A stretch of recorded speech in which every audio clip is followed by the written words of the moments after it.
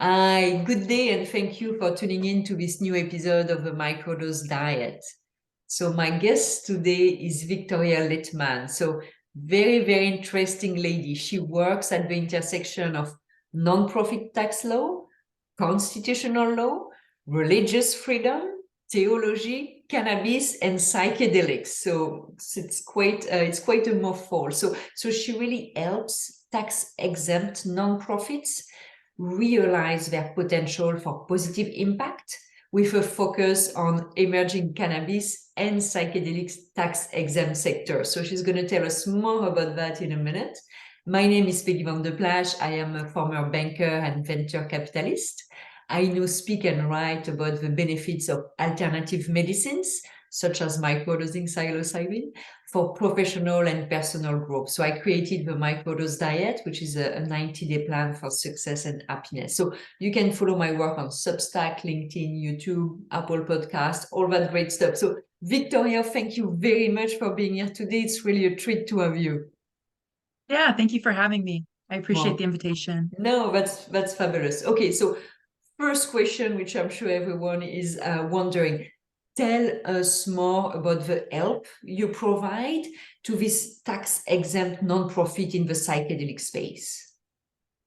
Absolutely. So my work in private practice primarily is tax advising and assisting these organizations with tax compliance. So in some ways in the US, the tax exempt sector is limited because of federal illegality still of many of these substances. Yeah. But there are plenty of organizations, especially advocacy organizations like your Psychedelic Okay. Society or maybe research organizations. For example, MAPS is Mhm. a 501(c)(3), and then a huge area that I focus on is also religious organizations who fall within the 501(c)(3) category.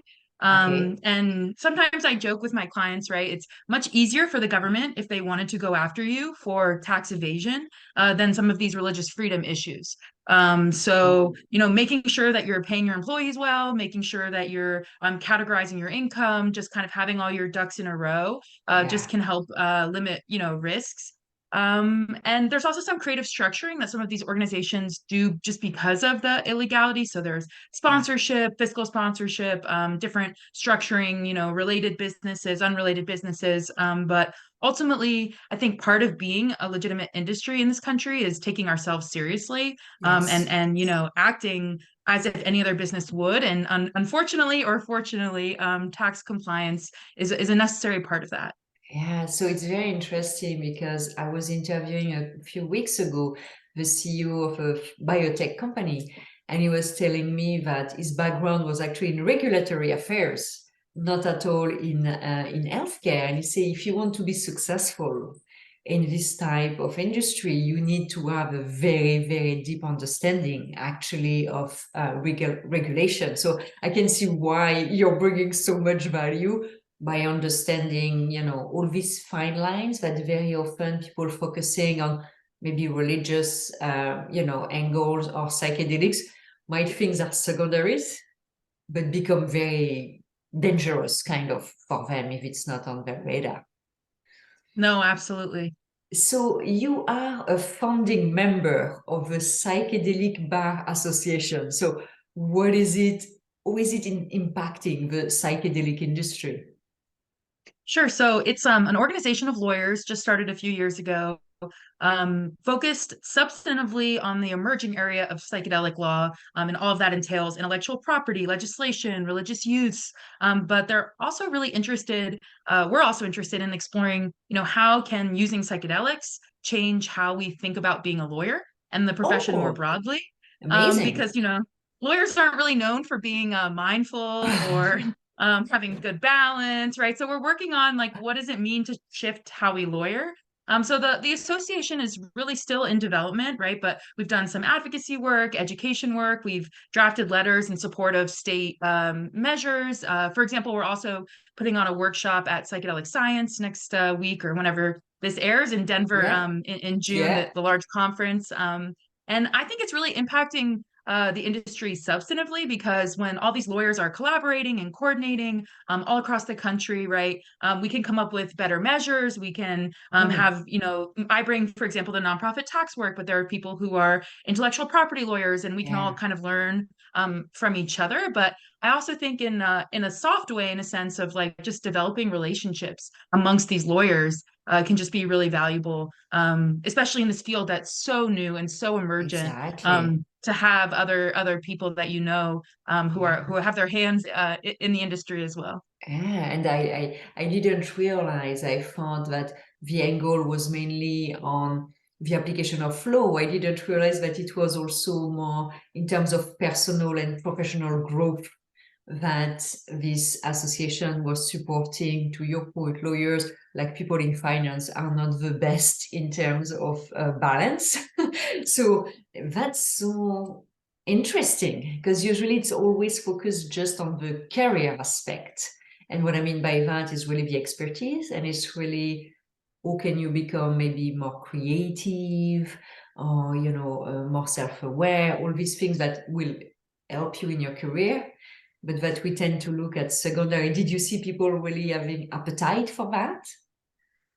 I think it attracts a certain, group of people. Like, for example, one really easy example is like we a lot of times do meditation at the beginning of our meetings. And I've been in a lot of bar associations, and that's not, necessarily common. But I think like it's a mixed thing. Like not everyone is as into it, but it's an ongoing experiment, right? Like, but Right. if you're in not and look, not everyone who works in psychedelics uses psychedelics, but many people, especially in these early stages, are coming to it because of their own experience. And so Exactly. it's a space just beyond just learning the law to like trying to integrate, professionally psychedelics. But it's an ongoing experiment. We'll see what it Yeah. looks like in 5 years or 10 years. But Yeah. it's been enriching for me personally, definitely. Yeah, I can see that. And it's fun as well to be with like-minded people, but also people who might come from a different perspective. As a business practitioner, I always like to think about riding the biggest wave. And psychedelic is a huge wave. And I can see why some people, whether in law or in finance, might be attracted to psychedelic, not because they're interested, but just because they see that it's such a huge pool that is just gonna unfold over the next 5, 10, 15 years. So it's great to position yourself early. So I can see that it's not necessarily just people advocating, and it might be just a pure business decision to go in that direction. I'm sure you have some of that as well. Certainly. And I might touch on that in a later question that you have for me as well. Okay, that's fabulous. Okay, well, let's move on then. So, as I mentioned, you work really at the intersection of many different areas. And one that I think very interesting is that you hold 2 degrees in religion and 2 degrees in law. So how do you see these two fields connect? Do you even see a connection? And especially, I would say, in the context of psychedelics. No, absolutely. I mean, my journey to all those degrees was rooted in seeing the connection between religion and psychedelics, both legally, but also personally, but also historically. I mean, the history of the use of psychedelics in the world, m ancient history, most of it was in religious contexts, communal Mm-hmm. contexts. Mm-hmm. And then in the US today, even though there are some great, and the US is where I focus, I can speak Yeah. best to that. Depending on how you think about it, in terms of access that is at least quasi-legal, the majority of the quasi-legal access in the United States today is happening through religious communities. Like there are religious communities in almost every state that are using a variety of substances through like a religious defense model. And I've done some other writing on this, have a big law article coming out in the next year, like kind of outlining this whole landscape. So it's an exciting emerging area, but it's also just a huge access point right now, Mm-hmm. particularly when you see, okay, even Oregon, I mean, that therapy is going to be thousands of dollars a session. Yes. And religious communities being a much more accessible way for people to get Mm-hmm. access to these substances. But I also just think, like personally, so I'm pretty involved in a religious community that actually is not a psychedelic religious community, a Jewish reform community personally. But I really think like psychedelics and community really need each other. I don't know, like Yes. need, Mhm. but they really strengthen each other. Yes. Mhm. I think I would be wary to say religious communities need psychedelics. I think religious communities are strengthened by tools for spiritual engagement, and that could be Yeah. meditation, it could be prayer, it could be dance, it could be Yeah. music. But I think psychedelics alone, and we're going to see this more and more as they become more accessible, like just taking a psychedelic is not going to create sustained healing. It just isn't. You're I going to have an agree. experience, I you're going to, agree. yeah. So Yeah. I think the community and like a community that has shared meaning is really an essential ingredient to turning this psychedelic experience, this altered state, Yeah. into, altered traits, as Houston Smith says, or, a more fulfilled and meaningful Yeah. existence, which I really think is what most people are striving for when they seek out these substances is, Exactly. a feeling of belonging, a feeling of connectedness. And to me, just community and for personally religious community is a huge provider of that. It's very interesting. I totally agree with your opinion that psychedelic alone is not gonna it's not a silver bullet. And I just find it very interesting when I hear people were like, oh, I just had psychedelic and totally changed my life. And I'm just like, okay, maybe I'm doing it wrong, but I really don't think it's the case, you know?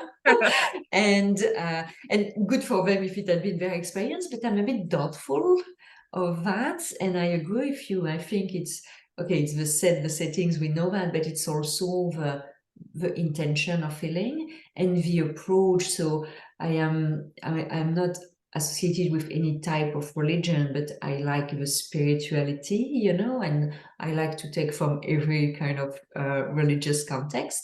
And I find that really strengthen my practice. And to your point, if you combine all these practices that are meditation, that are dancing, that are singing, that are praying, that are psychedelics, they really augment each other. I just don't think one, you can sing, you can dance, whatever. If you don't, or take a psychedelic, if you don't really have a goal, if you don't have the context, it's not really going to bring you that super healing. So I agree with you. Do you see in your community people being interested in taking psychedelics to help with that, spiritual awareness and that connection, maybe divine connection? I think in the Jewish community more broadly, there's definitely interest in exploration in my own community. So I also work in cannabis. I'm a cannabis law professor. So cannabis recently became legal in the state that I live in. And so I think people are starting maybe more with that. But every once in a while, Oh. I meet people who are like, hey, like psychedelics, right? So I also just want to say, like, I work in psychedelics. I am someone who's here because I think it's has the potential to really help people. And I wouldn't say like one experience can be really transformative. And especially I think when you're in a really severe mental rut, when you Mhm. just like giving you that perspective that things can be different. But I think it's kind of like a curve. It's like, okay, you take this substance and you have this like, oh, things are different. And then if you don't do any work to Exactly. sustain that, it'll be like, oh, it's different. Oh, wait, no, wait, I'm right back into it. Because so I don't want to say like, oh, it doesn't do anything, but like Yeah. if the goal is long-term healing and Yeah. not just like short-term escapism. Yeah, exactly. Absolutely, absolutely agree with you. So one question on the psychedelic industry, of course, you're very plugged in to what's happening with all your activities, with the network. I like it's a network from lawyers that is a bit different, maybe from the usual network in psychedelics. Where do you see the psychedelic industry going? Think aspirationally, I see many points of access. So sometimes people say, oh, medical or state regulated or religious use, and it's going to be all of them. Like it's not going to Hmm. necessarily be one or the other. Like some people Yeah. will get it through FDA sanctioned Yeah. medical, access points. Some people will get it through Oregon or Colorado or more state regulated access points. Some people will get it through a sort of a gray market Mm. decriminalization, social sharing type model. Some people will get it through religious use.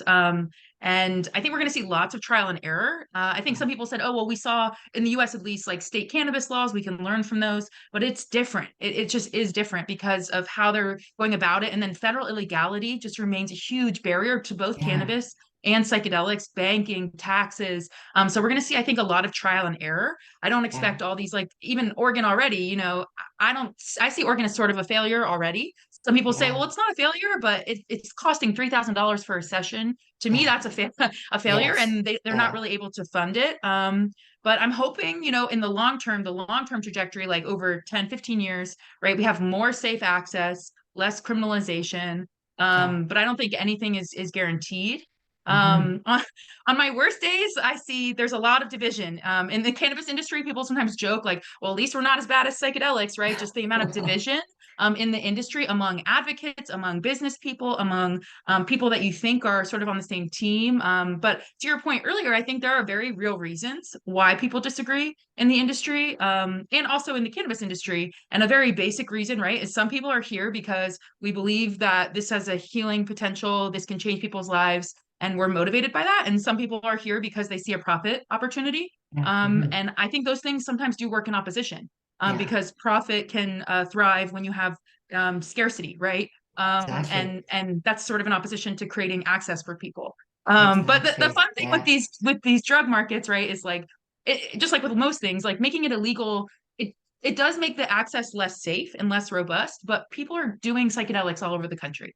So Yeah. like just saying like, oh, we're going to stop the state legal measures, like you're not going to stop people from using Yeah. psychedelics. You're, Exactly. Yeah. so that gives me kind of hope, honestly, because it's like, well, the market's not going to die, like no matter what Yeah. happens. Oh, it's the cat is out of the bag by now, and but to your point, this $3,000 session that you see popping up, in New York, in Oregon, whatever, under different names. And I mean, great if it's the beginning of an experiment and people learn from that, but it should quickly become accessible to most, because if it's only people who have the financial means, but not just financial means, but education means as well, because most people are not aware it even exists.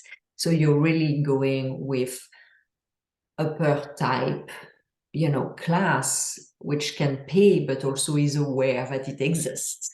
So, and I think that's the big challenge. And back to what you were saying, where, some people will get it from FDA, some people will get it from religious organizations. But I think there will be as well this different.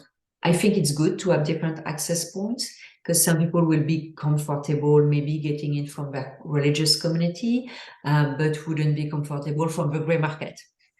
Some people will not be comfortable getting it as a FDA approved, but will be comfortable getting it from a community, for example. So I think it's great to have all these different avenues. But to your point, and the US is always complex because it's such a large country, such a different perspective it's as if you had like 10 countries in one, and so it's difficult to have a federal law. But without a federal law, to your point, it has massive impact. Do you think we're going to have, or you're going to have, because I'm in Canada, federal legislation? I know there is a pack. I know there is a lot of push for federal legislation. What's your perspective on that? You think you're going to, the US going to be able to go in that direction? I think eventually, I don't know. It's like interesting being in cannabis and psychedelics, because cannabis, you have, a giant majority of the states have legalized cannabis, and these federal barriers remain. And there just isn't an appetite at the federal level. But with the veterans, with the FDA access with Yeah, psychedelics, like, yeah. but the thing is, like, then this might cause some challenges to the state regulated markets. Like, even if the federal law changed with regard to FDA, that wouldn't change necessarily. It wouldn't necessarily change the banking and tax challenges for like Oregon or Colorado. And then Mm-hmm. you're like pitting against these markets, and access. So I don't know. When I talk about like policy, I do some writing, like think tank writing or other policy writing. It's right. Like my federal policy is, decriminalize at the federal level and remove federal barriers and let the Mm-hmm. states do what they're doing. And I think there might be more appetite for that because the federal government doesn't want to spend resources heavily regulating either cannabis or psychedelics. Yeah. But sometimes with cannabis, we say probably within the decade, Oh, you think psychedelic. decade? I mean, yeah. Like, I don't think it's going to happen this year or next year, or Mhm. it's just not, it's like, even though when you're in the industry, you're like, oh, this really matters and people really care about it. In DC, like they don't care about it. They literally Yeah. and even the ones who are like, oh, they're the good guys who like care about justice, like they still have these antiquated ideas around drugs and stigma. And so yeah, I mean, I think there are certain areas like tax, although that's its own sticky situation because there's money to be made from the government, Exactly. right? Yeah, yeah. But or religious communities where like we can chip away at different access points. I do spend a lot of energy on the religious side just because I think there's a lot of potential on access, and also Mm. there's more appetite because this is like a constitutional amendment that we have protections for Yes. religion. And so reducing barriers for religion feels, even though it's maybe not good, we have some allies that are people that I don't agree with, you know, people that are homophobic or that transphobic, but they really value religious freedom.